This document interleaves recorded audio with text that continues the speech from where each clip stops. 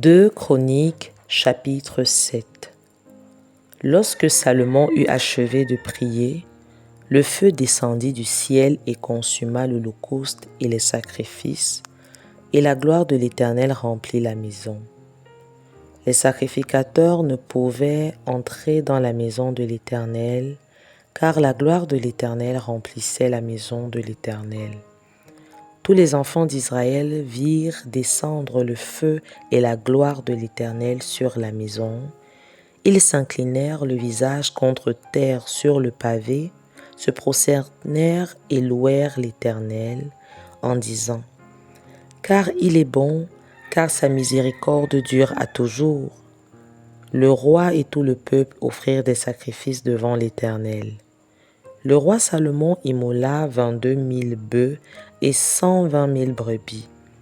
Ainsi le roi et tout le peuple firent la dédicace de la maison de Dieu.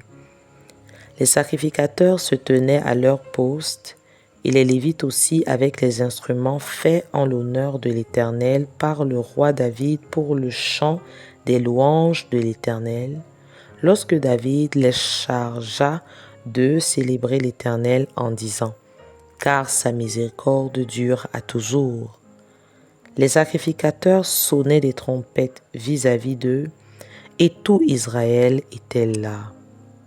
Salomon consacra le milieu du parvis qui est devant la maison de l'Éternel, car ils offrirent là les holocaustes et les graisses des sacrifices d'action de grâce, parce que l'autel d'airain qu'avait fait Salomon ne pouvait contenir les holocaustes, les offrandes et les graisses.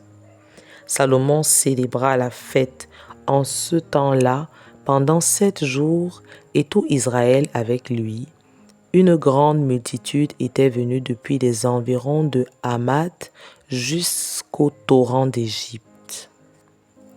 Le 8e jour, ils eurent une assemblée solennelle, car ils firent la dédicace de l'autel pendant 7 jours et la fête pendant 7 jours. Le 23e jour du 7e mois, Salomon renvoya dans ses tentes le peuple joyeux et content pour le bien que l'Éternel avait fait à David, à Salomon et à Israël, son peuple.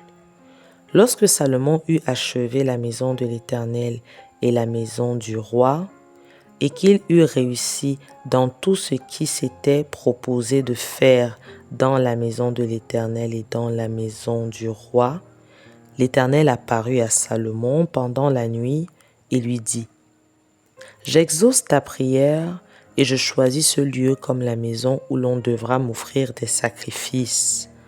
Quand je fermerai le ciel et qu'il n'y aura point de pluie, quand j'ordonnerai aux sauterelles de consumer le pays, quand j'enverrai la peste parmi mon peuple, si mon peuple sur qui est invoqué mon nom s'humilie, prie et cherche ma face, et s'il se détourne de ses mauvaises voies, je l'exaucerai des cieux, je lui pardonnerai son péché, et je guérirai son pays.